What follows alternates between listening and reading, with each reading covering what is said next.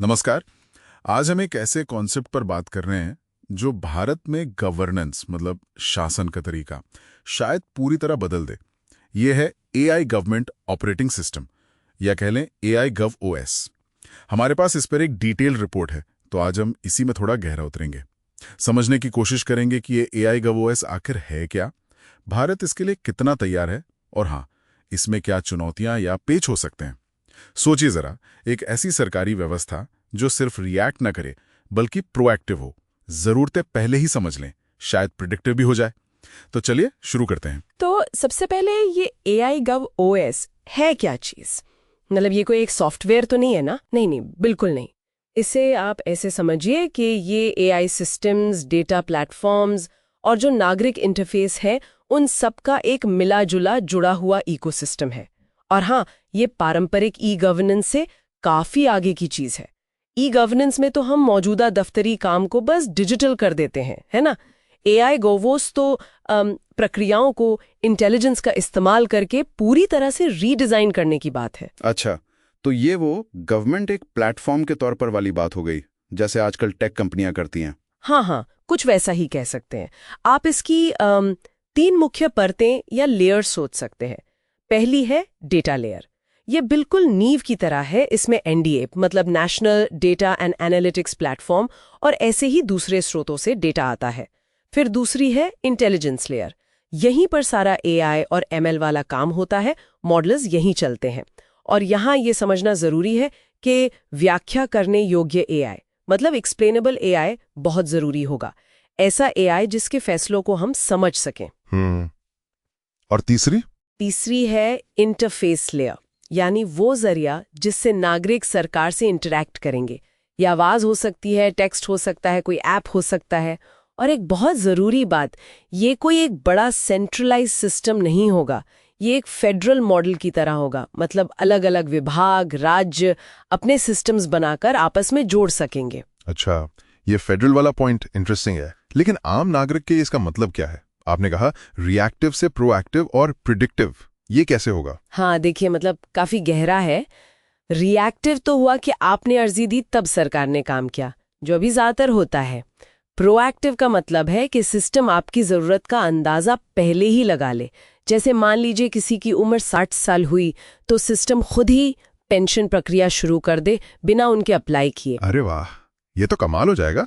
हाँ, और प्रिडिक्टिव तो उससे भी एक कदम आगे है। मतलब सिस्टम आने वाली सामाजिक जरूरतों का पूर्वानुमान लगा सके। जैसे किसी खास इलाके में किसी बीमारी के फैलने का खतरा तो नहीं है, या कहीं पानी की कमी तो नहीं होने वाली। ये क्षमता वाकई में शासन का तरीका बदल सकती है। सही बात है। और जैसा हमने कहा, भारत इस रास्ते पर बिल्कुल नया तो नहीं है। हमारे पास सीपीजीआरएम जैसी चीजें पहले से हैं। राइट, बिल्कुल। सीपीजीआरएम्स यानी centralised public grievance redress and monitoring system, ये एक बहुत ही शानदार उदाहरण है। आपको पता है, ये दुनिया के सबसे बड़े नागरिक इंटरफेस में से एक है। 2019 से 2024 के बीच 1.12 करोड़ से भी ज्यादा शिकायतें इसके जरिए हल हुई। 1,12,00,000, ये तो बहुत बड़ा नंबर है। तो इसमें एआई का क्या रोल रहा? हाँ, यही बात दिलचस्प हो जाती है। जो नेक्स्ट जेन सीपीजीआरएम्स बना, उसमें एआई और एमएल का इस्तेमाल काफी हुआ। जैसे शिकायतों को समझना कि वो किस बारे में है, किस विभाग को जानी चाहिए, इसमें एआई ने बहुत मदद की। नतीजा ये हुआ कि जो औसत समाधान समय पहले करीब 30 दिन था, वो घटकर कहीं 21 दिन, कहीं तो 14 दिन ही रह गया। कमाल है। और सुनिए, कोविड के टाइम पे तो ये सिर्फ 1.45 दिन पे आ गया था। क्योंकि तब जरूरत बहुत ज्यादा थी। इसके अलावा अब आप व्हाट्सएप से, चैटबॉट से भी शिकायत कर सकते हैं और कई भाषाओं में सपोर्ट भी है। तो ये सीपीजीआरएम्स की सफलता ने आगे के लिए एक रास्ता दिखाया है ना? बिल्कुल। इसे आप एक फ्लाईव्हील इफेक्ट कह सकते हैं। जब लोगों ने देखा कि अरे, शिकायतें इतनी तेजी से हल हो सकती हैं, तो उनकी उम्मीदें बाकी सरकारी सेवाओं से भी बढ़ गईं। तो एक तरह से इसने एआई गव ओएस जैसे बड़े सिस्टम की जरूरत और मांग दोनों को बढ़ाया है। और हाँ, इसके साथ साथ माईगव जैसा प्लेटफॉर्म है नागरिक जुड़ाव के लिए, और डेटा के लिए एनडीएपी है, स्मार्ट सिटीज के आईसीसीएस हैं।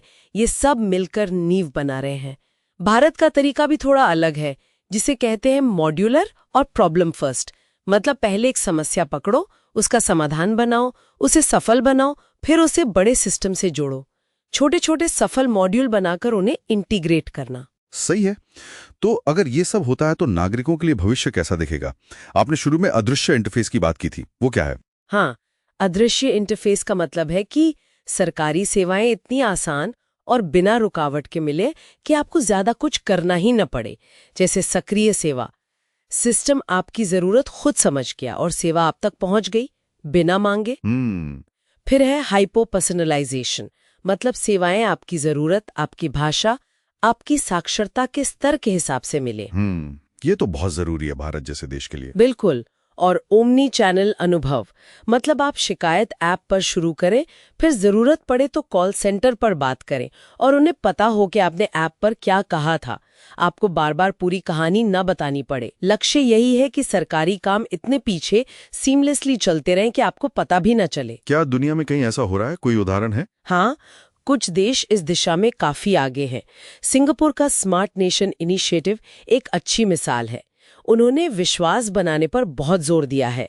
उनका एक चैटबॉट है आस्क जेमी, उसने उनके कॉल सेंटर्स का लोड करीब 50% कम कर दिया है। 50%? और एस्टोनिया है जो डिजिटल गवर्नेंस में काफी आगे है। उनका क्रैट एआई है जो वॉइस पर आधारित है और वो केवल एक बार सिद्धांत पर चलते हैं, मतलब नागरिक को एक ही जानकारी सरकार को बार बार नहीं देनी पड़ती। अच्छा। लेकिन देखिए, भारत का जो पैमाना है, यहाँ की विविधता है और हमारा जो संघीय ढांचा है, वो अपनी अलग ही चुनौतियां पेश करते हैं। इन देशों से हम सीख तो सकते हैं, लेकिन हमें अपना रास्ता बनाना होगा। और सबसे बड़ा सबक शायद यही है कि ऐसे सिस्टम को बड़े पैमाने पर लाने से पहले नागरिकों का विश्वास जीतना और एक मजबूत नैतिक ढांचा बनाना बहुत जरूरी है। ये बात तो बिल्कुल सही है। विश्वास के बिना तो कुछ नहीं हो सकता। अच्छा, ये सब सुनने में तो बहुत अच्छा लग रहा है, पर कहीं हम अनजाने में कोई बड़ा खतरा तो मोल नहीं ले रहे? मतलब इसमें जोखिम क्या है? हाँ, ये सवाल बहुत बहुत जरूरी है। और जोखिम है, बिल्कुल है। पहला और शायद सबसे बड़ा जोखिम है एल्गोरिदम पूर्वाग्रह, यानी एल्गोरिथमिक बायस।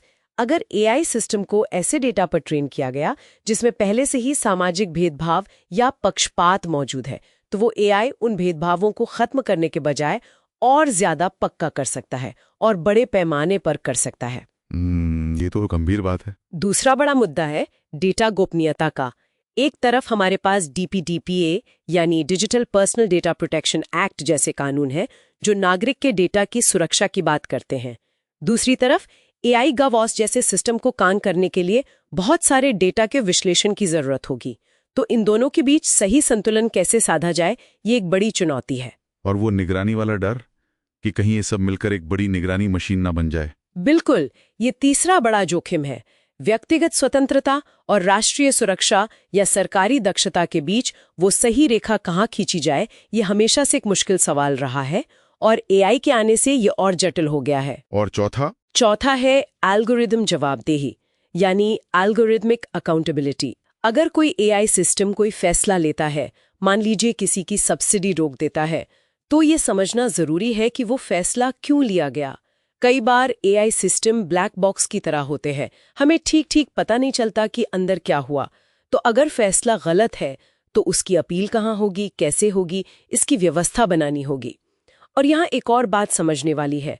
शायद सबसे बड़ा खतरा किसी बुरे इरादे वाले हैकर या सरकार से नहीं है, बल्कि जिससे रिपोर्ट में कहा गया है बड़े पैमाने पर नौकरशाही की उदासीनता से है। मतलब एक ऐसा ऑटोमेटेड सिस्टम जो शायद अच्छे इरादे से बनाया गया हो, लेकिन उसमें कोई मानवीय जांच या जवाबदेही का पुख्ता इंतजाम ना हो, और फिर वो सिस्टम अपनी डिजाइन की खामियों या डेटा में छुपे पूर्वाग्रहों की वजह से अनजाने में ही लाखों लोगों को नुकसान पहुंचा दे, जैसा कि हमने नीदरलैंड्स में चाइल्ड केयर लाभ वाले घोटाले में देखा था। हाँ, वो तो काफी बड़ा मामला था। बिल्कुल।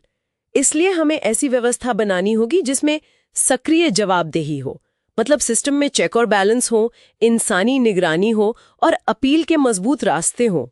सिर्फ ऑटोमेशन पे भरोसा नहीं कर सकते। तो कुल मिलाकर देखें तो एआई गवर्नेंस एक ज्यादा कुशल, ज्यादा जवाबदेही सरकार का वादा तो करता है, लेकिन इसके साथ गंभीर जोखिम भी जुड़े हुए हैं। लगता है असली खेल इनोवेशन और जिम्मेदारी के बीच सही संतुलन बनाने का है। एकदम सही कहा आपने। संतुलन ही कुंजी है।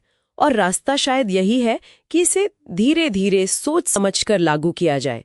पहले नींव मजबूत की जाए, डेटा इंटीग्रेशन, कानूनी और नैतिक ढांचे, फिर छोटे पायलट प्रोजेक्ट किए जाएं, उनसे सीखा जाए, और जब पूरी तरह इत्मीनान हो जाए तभी इसे बड़े पैमाने पर लागू किया जाए। और हर कदम पर नैतिकता, पारदर्शिता और नागरिकों के विश्वास को सबसे ऊपर रखना होगा। ये सिर्फ तकनीक लगाने का काम नहीं है, ये तकनीक के साथ साथ इंसानी भरोसा और क्षमता बनाने का काम है। बिल्कुल। तो जाते जाते हमारे श्रोताओं के लिए एक सवाल छोड़ जाते हैं सोचने के लिए। अगर भविष्य में सरकारी सेवाएं हमारे डेटा के आधार पर ज्यादा से ज्यादा अदृश्य और ऑटोमेटिक होती गईं, तो हम यानी नागरिक अपनी आवाज, अपनी एजेंसी, अपनी मर्जी कैसे बनाए रखेंगे? हम ये कैसे सुनिश्चित करेंगे कि ये जो नया ताकतवर सिस्टम बन रहा है वो सिर्फ सरकारी दक्षता के आंकड़े सुधारने के लिए नहीं, बल्कि सच में हमारी यानी नागरिकों की भलाई के लिए काम कर रहा है? इस पर सोचना जरूरी है।